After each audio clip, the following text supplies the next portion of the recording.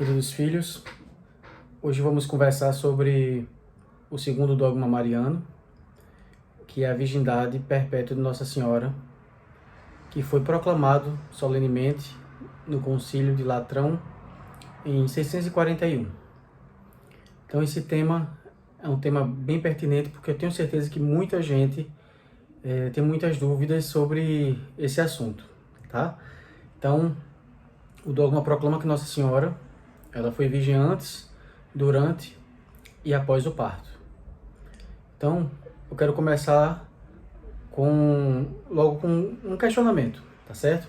Então, em Mateus, capítulo 1, versículo 25, nós encontramos uma passagem falando de São José, que diz que São José não conheceu Maria até que ela deu à luz ao seu filho, a quem ele pôs o nome de Jesus. E em Lucas, capítulo 2, versículo 7, nós encontramos justamente outra palavrinha intrigante para que a gente possa conversar hoje. E Maria deu à luz a seu filho primogênito. Então, primeira coisa, José não teve relações, ou seja, ele não conheceu. Na Bíblia, principalmente no Antigo Testamento, se fala conhecer com uma intimidade muito grande. Normalmente, essa palavra ela é dada aos casais. Então, José não conheceu. Então, ele não teve relações íntimas com Maria até que ela teve o seu filho. Então, muita gente pode fazer o questionamento: se ele não teve relações até ela ter o seu filho, logo ele teve depois. Percebam que essa frase que eu falei depois, ela não está dizendo isso lá na Bíblia, só está dizendo que ele não teve relações até ela ter o seu filho. Então, a primeira coisa, a gente já percebe que a pessoa ela é levada a uma livre interpretação. Então, se eu digo que ele não conheceu, que ele não teve relações com ela até ela ter o seu filho, eu não estou dizendo que ele teve depois. Ou então, no instante que ela teve o filho, ele já foi ter relação com ela, então se foi até aquele momento, eu não estou dizendo isso. Eu estou só reafirmando que ele não teve relações com ela até o filho nascer. É a mesma coisa da gente dizer fulano morreu antes de realizar seus sonhos. Ou seja, ele realizou depois, né? Então, realmente é só uma questão de linguagem apenas. Então, da mesma forma que nós não podemos, com essa frase, dizer absolutamente, a Bíblia está dizendo que teve relações depois, não, a Bíblia não está dizendo isso. Diz que não teve até ali. Tudo bem, eu não posso usar isso para dizer que teve depois. Isso aí é uma interpretação minha, do leitor, tá certo? Então, a mesma coisa no outro versículo que eu leio, sobre que Maria teve o seu filho primogênito. Então, se ela teve o seu filho primogênito, logo ela teve outros filhos. Não. Isso sou eu que estou dizendo, é uma interpretação, não tem isso escrito. Então, primogênito significa que foi o seu primeiro filho. E por que o autor não escreveu unigênito? Não sei. Quando a gente estiver no céu, a gente vai saber. Mas, primogênito, na linhagem judaica, inclusive, o primeiro filho era o consagrado, era o filho que era dedicado a Deus. Então, até na herança ele tinha direitos maiores. Então, ele tem uma cultura em cima do primogênito, e não o unigênito. Para ele não faz sentido. Então, ele coloca lá o seu filho primogênito, que também não está dizendo que ela teve filho depois, tá certo? Então, versículo também bastante conhecido, que pode gerar também discussão sobre esse tema, né? Tem vários, né? Mas eu escolhi só alguns para poder a gente debater aqui. Então, a gente pode encontrar também em Mateus 12, 47, bem conhecido esse versículo, que diz assim: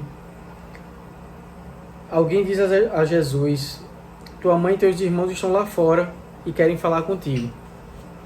Percebam que não diz a mãe, tua mãe e os filhos dela. Tua mãe e teus irmãos.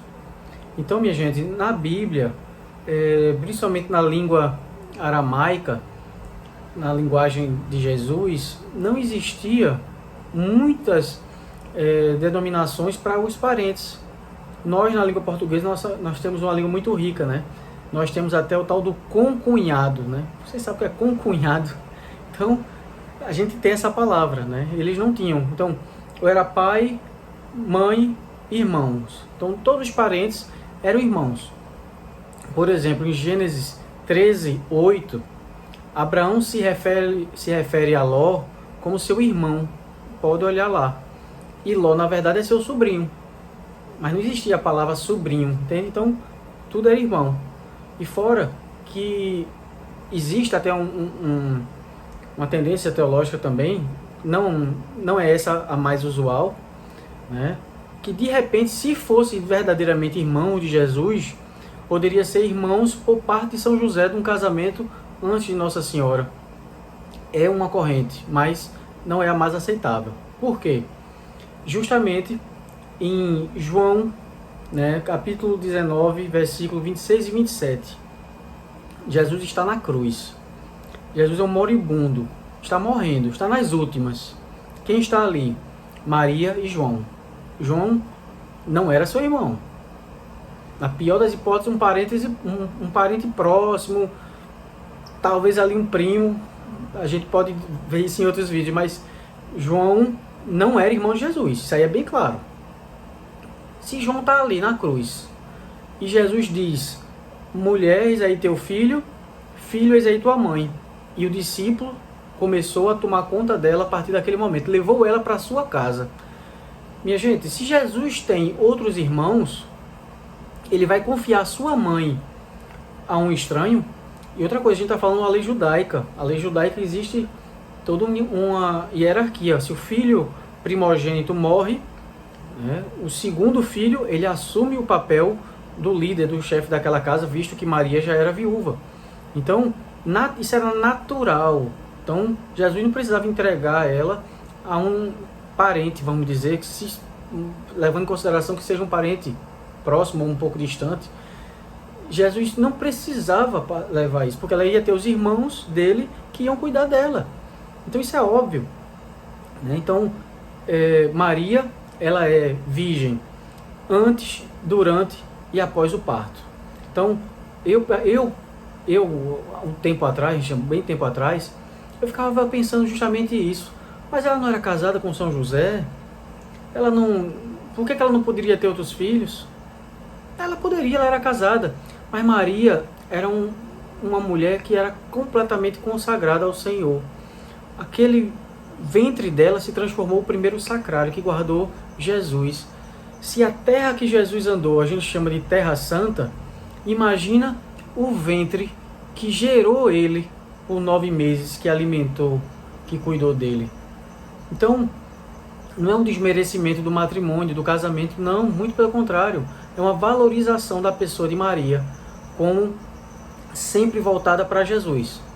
Então, por ela ter guardado Jesus e ter gerado Jesus no seu ventre se tornou, o seu corpo se tornou ultra, hiper sagrado, e ela não teve relações alguma com José, porque ela era inteiramente consagrada.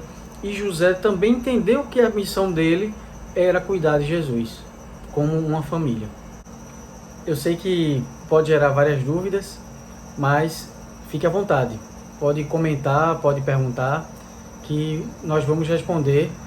E o importante é que você entenda que Maria, ela é sempre virgem.